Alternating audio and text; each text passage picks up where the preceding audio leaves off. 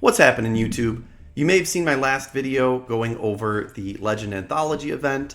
Not too happy with it, and I did not enjoy playing that Millenium Exodia deck. It's kind of boring and it's kind of easy.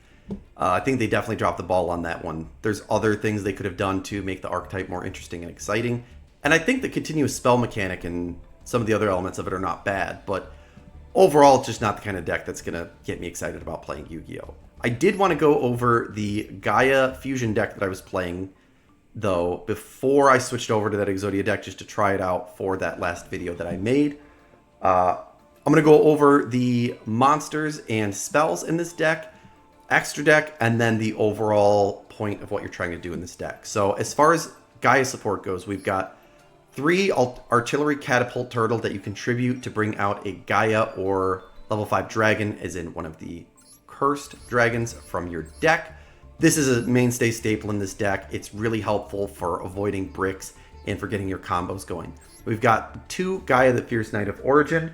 Its effect to pitch a level 5 or higher monster special summon itself can actually be very useful in this deck when combined with some of the spell and trap cards.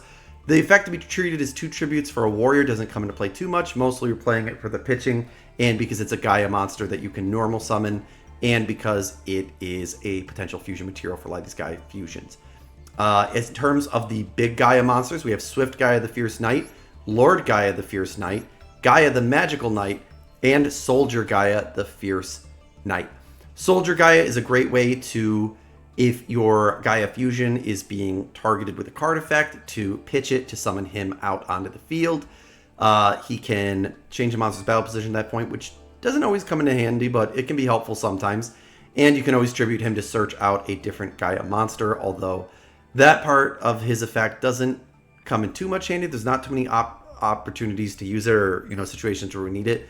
Maybe if you want to search a Gaia the Magical Knight, it would work. I actually wish I could add more Gaia the Magical Knight. I think if it were up to me, I'd probably take out the Swift Gaia for another Gaia the Magical Knight, but I'm a little short on gems. Gaia the Magical Knight's really helpful because you can normal summon him without tributing if you have no monsters and your opponent has a monster with 2300 or more attack. When he's normal or special summoned, you can special summon a level 5 dragon from your hand or graveyard, and that brings us into our Curse of Dragon monsters. The main monster you want to pull out with that is Curse of Dragon, the Cursed Dragon. When it's normal or special, you can add a spell or trap from your deck to your hand that lists Gaia the Dragon Champion in its text. You can search out Spiral Fusion, you can search out Galloping Gaia. If you really need to, you could search a Spiral Spear Strike. You can also search out the trap cards, which are pretty solid in this deck and actually can help a lot. So in most cases, we're going to be searching this out with either Artillery Catapult or summoning it with Gaia the Magical Knight. We also have Curse of Dragon Fire. When it's normally special, you can destroy a field spell. Can sometimes be helpful, though in Legend Anthology, I'm not seeing too many field spells even out of the Trickstar deck. And then it just has a built-in fusion effect, which can be pretty nice, but they have to come from the field, so that's the one tricky part. We do have a copy of Gaia and Curse of Dragon, just so we can make the regular Gaia the Dragon Champion. And then we are also running a Rookie Warrior Lady for Warrior Support, Skilled Blue Magician for the effect to summon out a Gaia monster. It helps sometimes. It's come into play a few times. It's not the best card, but it is related to the archetype, so I'm trying to make it work. And then we actually have a little bit of Dark Magician engine with Dark Magician and Magician Souls, because we do have some Dark Magician fusion monsters that are somewhat related to the Gaia archetype. And then also we are running a Black Luster Soldier, Legendary Soldier, because we have Advanced Ritual Art where we can pitch the Dark Magician or Gaia the Fierce Knight, along with the left arm and the Forbidden One. Just a nice little middle finger to the Millennium players in order to bring out Black Luster Soldier, Legendary Soldier. So it's an easy way to get to it, and we also have Master of Chaos because we can make that fusion line between these two. As far as spell and trap cards go, we have poly cards like Polymerization, which is really here for like Master of Chaos, for Dark Cavalry, and for Mysterion the Dragon Crown. But then we also have Dragon's Mirror, we have Magicalized Fusion, Magicalized Fusions for basically those monsters that I just showed. Dragon's Mirror is going to be for everybody else who are all dragon monsters.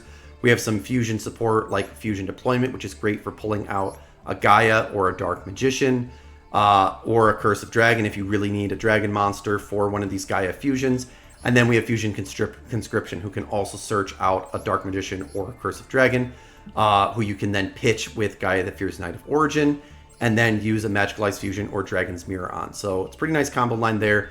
3 Spiral Fusion, this is the bread and butter of the deck. If you summon a Gaia the Dragon Champion with this card, any of these 3 monsters, it gains 2600 attack, can attack twice. We have 1 copy of Gateway to Chaos because we don't really need more than that. Really, it's here to search out either Black Luster Soldier, Legendary Soldier, or Legendary Swordsman, or a Gaia the Fierce Knight monster. Galloping Gaia gives really good protection during the battle phase. No cards or effects can be activated. Lets you show a Curse of Dragon monster to search a Gaia monster, or show a Gaia monster to search a Curse of Dragon monster. We only need 1 copy of Spiral Spirit Strike because we can search it with Curse of Dragon, the Cursed Dragon. We can also search it with Sky Galloping Gaia, the Dragon Knight. And then we have 2 copies of Spiral Reborn, which can revive a Curse of Dragon, or revive a Gaia the Dragon Champion and make it immune to targeting and destruction by your opponent's card effects.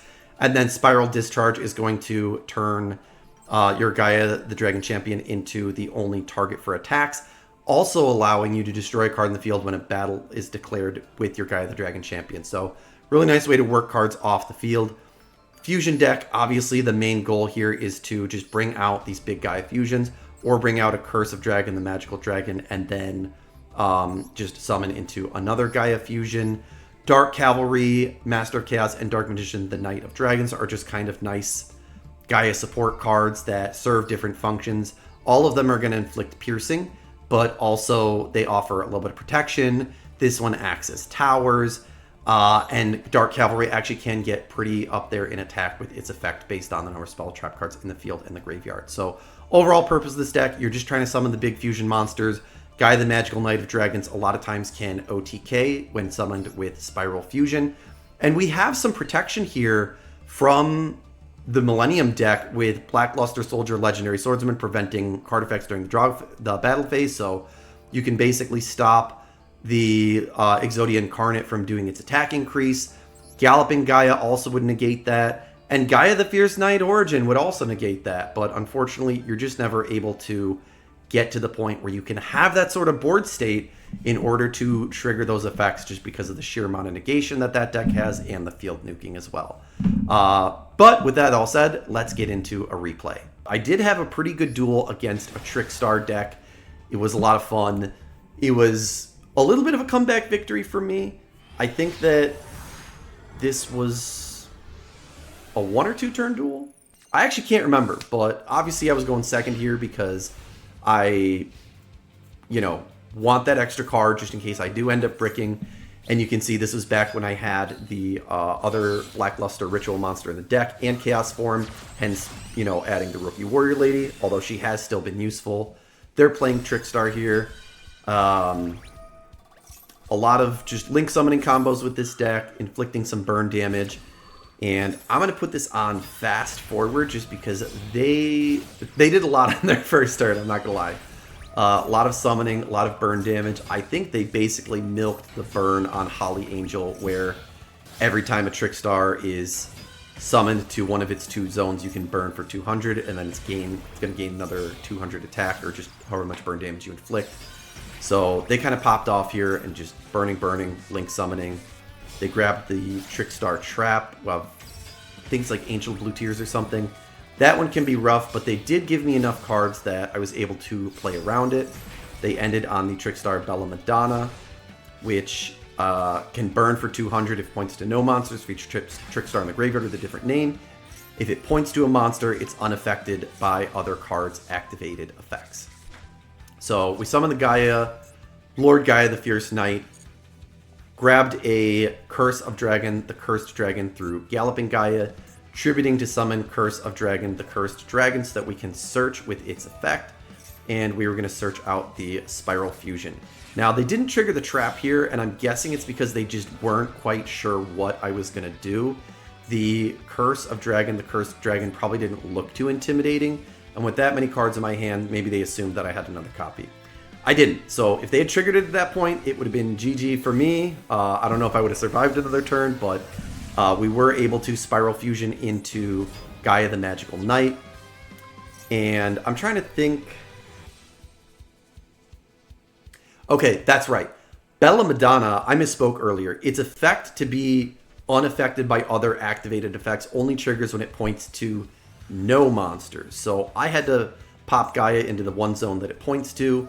They trigger their trap. I guess it wasn't a terrible idea to save it for this point. They've got Maiden of Blue Tears. Since I special summoned a monster and they control a Link monster, they're going to destroy my Gaia the Dragon Champion and inflict damage to me equal to half its original attack. Right here, I'm able to chain Gaia, the Magical Knight of Dragons effect. Decreases attack by 2600. Attempt to blow up the Bella Madonna, but they had the Trickstar Festival, which they were able to banish to prevent it from being destroyed.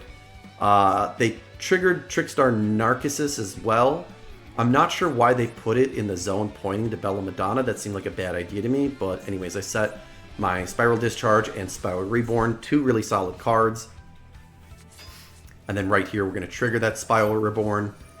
I don't think them putting the Narcissus in the Link zone really mattered too much because I'm able to bring out my Gaia the Magical Knight of Dragons back into the Link zone here. And then they're going to trigger Angel of Blue Tears. I'm going to take 600 here. And now they're going to reset the Angel of Blue Tears through the trap effect of Maiden of Blue Tears. They attack. Obviously, Spiral Discharge is going to trigger. We're going to destroy the Trickstar Bella Madonna. And at this point, I'm low on life points, but they don't really have a lot going for them. The spell card they have face down isn't really going to do a whole bunch. We triggered the effect of Galloping Gaia. Going to normal summon the skilled Blue Magician. Gaia the Dragon Champion attacks. Spiral Discharge triggers. We're going to destroy the face down so that Gaia the Dragon Champion, or sorry, he's treated as Gaia the Dragon Champion. It's Gaia the Magical Knight of Dragons. Trigger the effect to gain 2600, and then skilled Blue Magician attacks directly. So at this point, they're top decking. Not a whole lot going on here, but they summon the Licorice so that they can burn me for another 200 on draw here. But at this point, it's basically game. They trigger the Angel of Blue Tears. Since effect damage was inflicted, they banish it from the graveyard to set a normal track from their hand or deck. But it can't be activated this turn because it wasn't set from the hand. So they go into the Trickstar Reincarnation. This would have done 2, 4, 6, 8. Would have done 1,000 damage, but I would have survived. I just, figured, hey, at the end of the game, we're going to kind of pitch everything. Go into Curse of Dragon, the Cursed Dragon. Grab a Spiral Spear Strike. Not that it really means anything. And then we're going to go Gaia the Dragon Champion attacking, or Gaia the Magical Dragon Champion. Magical Knight of Dragons. Blow up the face down. 2 direct attacks, and that's the game. So a little bit tricky for a while there. I think the trap cards work really well with this deck if you have that momentum to bring out a fusion monster. So that worked out really well for me. But I wish I could have more duels like this in Legend Anthology. A lot of my beginning duels were kind of like this. Some of them didn't go so well. That Maiden of Blue Tears trap card could be a real nuisance. There were some times where it shut me down and it sucked, but I wasn't too upset about it because I was still getting to play the game of Yu-Gi-Oh! But like I said in my last video about covering Legend Anthology, in a lot of cases, I'm just not getting to play. And man, that Millenium Exodia deck is not a whole lot of fun. But let me know what decks you guys are playing. Let me know if you know of any fun or cool combos I could add to this deck without going the meta route to improve the performance a little bit. And I will catch you guys in the next one.